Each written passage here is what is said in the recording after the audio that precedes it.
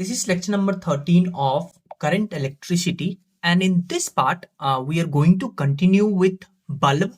जो हम last class में हम लोगों ने पढ़ा था बल्ब के रिलेटेड जो भी कॉन्सेप्ट था उसको कंटिन्यू करेंगे और देखेंगे कि यहाँ पे जो क्वेश्चन बनता है, जो यहाँ पे एग्जामिनर का फेवरेट कॉन्सेप्ट है उसके ऊपर के क्वेश्चन कैसे बनता है वो भी सीखेंगे।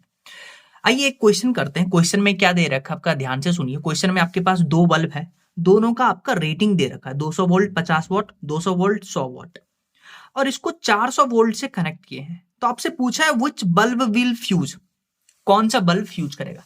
मैंने आपको फ्यूज का कॉन्सेप्ट बताया था। फ्यूज का कॉन्सेप्ट क्या बताया था कि अगर किसी बल्ब का, पहले तो आप देखिएगा कि बल्ब का रेटिंग पावर क्या है और वोल्टेज क्या है। जैसे इस बल्ब का 200 वोल्ट है, तो अगर इस बल्ब को 200 वोल्ट से ज्यादा वोल्टेज सप्लाई करेंगे तो ये बल्ब फ्यूज कर जाएगा। That is the concept of fuse. अगर 200 वोल्ट से कम सप्लाई करेंगे तो बल्ब उतने अच्छा से ग्लो नहीं करेगा। तो फ्यूज पूछा है, तो 200 वोल्ट से अगर इसके पास सप्लाई ज्यादा आएगा तो हम बोलेंगे कि बल्ब फ्यूज कर जाएगा। अच्छा, इस क्वेश्चन को करने के दो तरीके हैं, एक तो ओरल मेथड और एक जो किताब का सॉल्यूशन है वो सीखिए। पहले किताब का सॉल्यूशन सीखिए।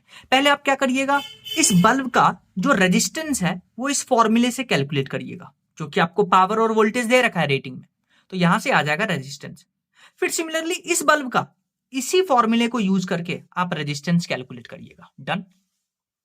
फिर आप देखिए ये दोनों सीरीज में है, और अगर ये दोनों सीरीज में है तो आपको पता है कि यहां का जो सोर्स वोल्टेज है वो डिवाइड होगा, क्योंकि सीरीज में सोर्स वोल्टेज डिवाइड होता है, पैरेलल में सेम होता है।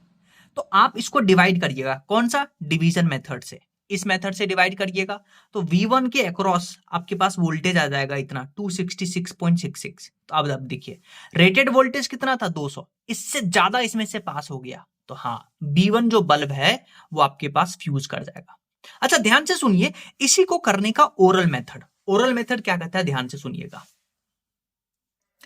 पहले आप क्या करिए, इस बल्ब का जो है power equal to V square upon R से क्या करिएगा, आप निकालिए। आप देखिएगा ध्यान से देखिए, इन दोनों बल्ब का जो रेटेड वोल्टेज है वो सेम है। अगर रेटेड वोल्टेज सेम है तो आप क्लियरली देख सकते हैं power is inversely proportional to R, यानी कि जिसका रेजिस्टेंस ज्यादा होगा उसका पावर कम होगा। इतना समझ में आया। और फिर अब आप देखिए ध्यान से कि सिंस ये दोनों बल्ब सीरीज में है तो Ohm's law V equal to IR लगाइएगा। सीरीज में करंट सेम होता है, V is directly proportional to resistance, यानी कि जिसके पास जिस बल्ब का रेजिस्टेंस ज्यादा होगा उसका वोल्टेज ज्यादा होगा। डन। तो ये जो कंक्लूजन है कि जिसका रेजिस्टेंस ज्यादा उसका वोल्टेज ज्यादा, तो रेजिस्टेंस ज्यादा कम कैसे देखेंगे, इस मेथड से कि दोनों का वोल्टेज सेम है तो power equal to V square upon R, V same, power is inversely proportional to R। जिसका पावर कम उसका रेटेड वोल्टेज ज्यादा, और जिसका रेटेड वोल्टेज ज्यादा उसमें वोल्टेज ज्यादा जाएगा, इसके कंपैरिजन में वो बल्ब फ्यूज होगा। डन। जैसे आप इस क्वेश्चन को देखिए, आपके पास दो बल्ब है, आपको रेटिंग गिवन है, तो मैंने आपको बताया था आप लगाइए power equal to V square upon R। तो यहां देखिए दोनों का वोल्टेज सेम है तो power is inversely proportional to R। और फिर आप लगाइए ओम्स लॉ, सीरीज में है तो करंट सेम और V is directly proportional to R, यानी कि जिसका रेजिस्टेंस ज्यादा उसके अक्रॉस वोल्टेज ज्यादा। तो आप देखिए पावर इसका कम है, तो अगर इसका पावर कम है तो इसका रेजिस्टेंस ज्यादा होगा कि power is inversely proportional to R। और अगर इसका रेजिस्टेंस ज्यादा होगा तो इसके अक्रॉस वोल्टेज ज्यादा जाएगा, इसके अक्रॉस वोल्टेज ज्यादा जाएगा, 110 वोल्ट को क्रॉस करेगा, B1 बल्ब जो है वो फ्यूज कर जाएगा। ऐसे क्वेश्चन सॉल्व करना है। जैसे आप इस क्वेश्चन को देखिए, इसमें आपके पास दो बल्ब जो है वो पैरेलल में कनेक्टेड है, दोनों का रेटिंग गिवन है आपको, दोनों का रेटिंग गिवन है, तो आपसे पूछा है कि कौन सा बल्ब फ्यूज करेगा। अब देखिए दोनों बल्ब पैरेलल में है तो पैरेलल में जो सोर्स वोल्टेज है वो सेम आता है, यानी इसके अक्रॉस भी 440 वोल्ट, इसके अक्रॉस भी 440 वोल्ट, मैक्सिमम सह सकता है 220, दिए 440, यानी दोनों बल्ब जो है वो फ्यूज कर जाएगा। नेक्स्ट जो यहां पे कॉन्सेप्ट है वो है कॉन्सेप्ट की कई बार आपको क्वेश्चन में पूछता है कि कौन सा बल्ब का ब्राइटनेस ज्यादा होगा, यानी कि कौन सा बल्ब ज्यादा चमकेगा। तो आइए उस कॉन्सेप्ट को डिस्कस करते हैं, उसके ऊपर बेस्ड क्वेश्चन करेंगे। देखिए ब्राइटनेस ऑफ बल्ब, जब भी ये कॉन्सेप्ट आपको यूज करना होगा, एक जो थंब रूल आप यूज करिएगा वो क्या, कि brightness of bulb is directly proportional to power dissipated by bulb.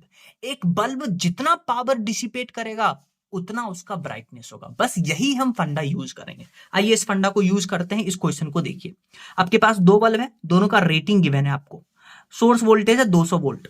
Done. अब आप क्या करिएगा, आप यहाँ पे power equal to V square upon R लगा करके इस बल्ब का रेजिस्टेंस निकालिए। तो आपसे पूछा B1 और B2 में से कौन ज्यादा ग्लो करेगा। सिमिलरली इस बल्ब का आप रेजिस्टेंस निकालिए, तो इसका 800 आएगा, इसका 400 आएगा इस फॉर्मूले से।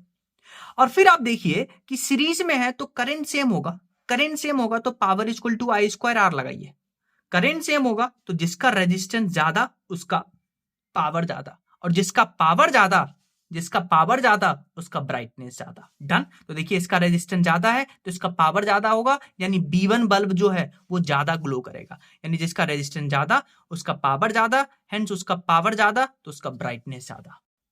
एक इंपॉर्टेंट पॉइंट याद रखिएगा, जो आपके घर में सप्लाई आता है, आपको पता है पूरे इंडिया में 220 वोल्ट का सप्लाई आता है, तो घर में जितने भी अप्लायंस होते हैं वो सब पैरेलली कनेक्ट होते हैं, सब सारे अप्लायंस पैरेलली कनेक्ट होते हैं। लेकिन जो फ्यूज हम घर में लगाते हैं वो फ्यूज जो है वो सीरीज में लगाते हैं। तो आपको ये दोनों पॉइंट याद रखना है।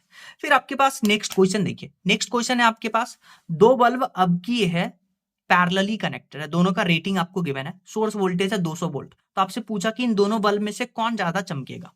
करना क्या है, दोनों रेटिंग से आप क्या करिए, इस फॉर्मूला को यूज करके रेजिस्टेंस निकालिए। सिमिलरली इसका रेजिस्टेंस निकालिए। फिर देखिए ये दोनों बल्ब पैरेलल में है, तो पैरेलल में वोल्टेज सेम होता है, तो हम क्या लगाएंगे, ये फॉर्मूला लगाएंगे, power equal to V square upon R. Voltage same है तो power is inversely proportional to resistance.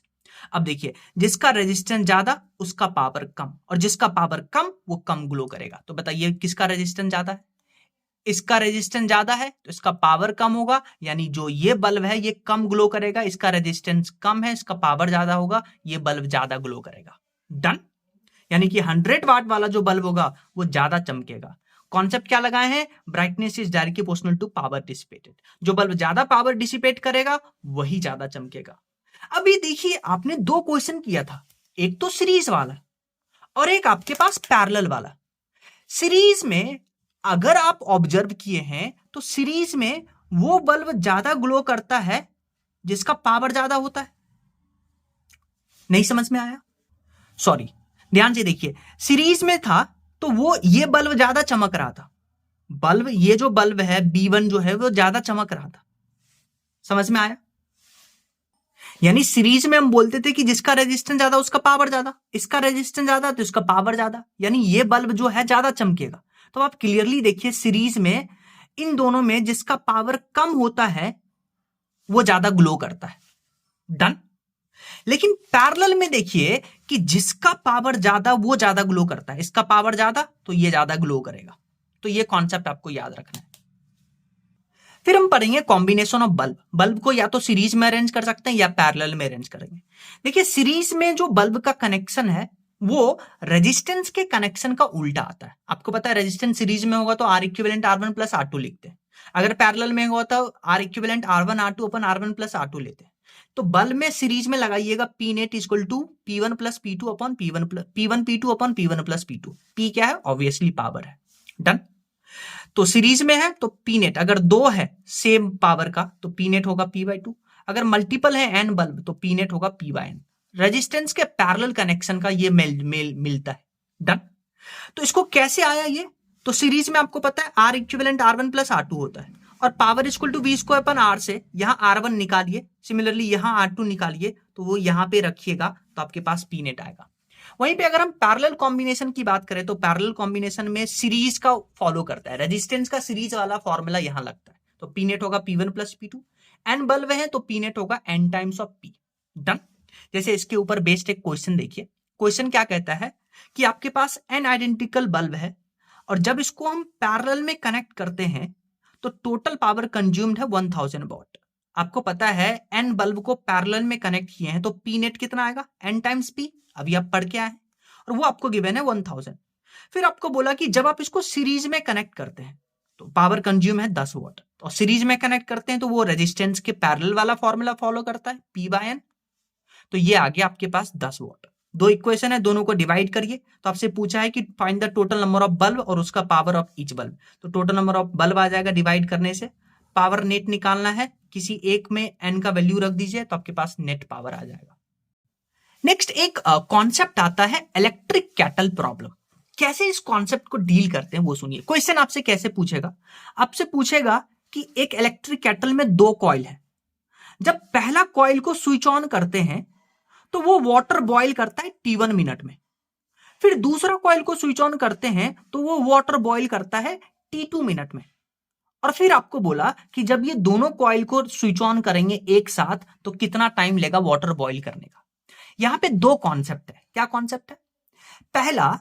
पहला जब आप इलेक्ट्रिक हीटर को कनेक्ट करिएगा तो सेम वोल्टेज के क्रॉस कनेक्ट करिएगा, क्योंकि आपको घर में जो सप्लाई आता है वो तो फिक्स्ड है, उसको कैसे चेंज करिएगा। ये पहला कॉन्सेप्ट कि सबके अक्रॉस वोल्टेज सेम होगा।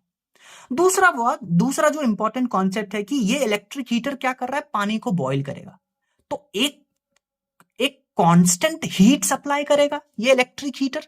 तो आपको पता है हीट का फॉर्मूला क्या होता है, V square R into T, V square upon R into T. तो हीट भी सब में सेम होगा, तो 2 चीज सेम हो गया, हीट और वोल्टेज। इतना समझ में आया। अब मान लेते हैं कि ये जो पहला जो हम कॉइल कनेक्ट किए थे, स्विच ऑन किए थे, वो हीट प्रोड्यूस कर रहा है V square upon R1 into T1। इस कॉइल का रेजिस्टेंस लेते हैं R1 और T1 लेते हैं T। ये दोनों सेम है तो सम में ये दोनों सेम होगा। सिमिलरली इस बल्ब का R2 T2 और ये दोनों को जब हम सीरीज में कनेक्ट किए हैं तो R इक्विवेलेंट आएगा। यहाँ पे R equivalent R1 plus R2 रखेंगे और ये यहां से इस फॉर्मूले से R1 कैलकुलेट करिएगा अरेंज करके, यहां से R2 यहां रखिएगा तो आपके पास सीरीज में आ जाएगा। तो ये तो तरीका है, इसको कैसे शॉर्टकट में समझते हैं वो सीखिए। अब उस क्वेश्चन का शॉर्ट ट्रिक देखिए कि कैसे उस क्वेश्चन को शॉर्ट ट्रिक से कनेक्ट करेंगे, सॉल्व करेंगे। देखिए आपको पता है आप हीट लिख रहे थे V square upon R into T, और आपने बोला कि वो तीनों जो कॉइल है या तीनों आप बोल दीजिए कि इलेक्ट्रिक हीटर है, उसको सेम वोल्टेज से कनेक्ट कर रहे हैं तीनों को, और वो सेम हीट प्रोड्यूस करेगा तभी तो वाटर बॉईल होगा। तो जब ये दोनों सेम है तो यहां से देखिए जो रेजिस्टेंस है it is directly proportional to time.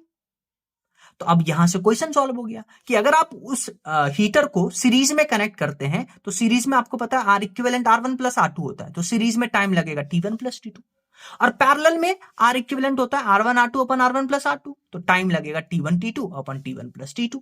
समझ में आया? अब हम पढ़ेंगे इंस्ट्रूमेंट के बारे में। उसमें पहला पढ़ रहे हैं मीटर ब्रिज। देखिए मीटर ब्रिज में क्या होता है, एक आपके पास लेफ्ट गैप होता है, इसमें रेजिस्टेंस बॉक्स लगाते हैं।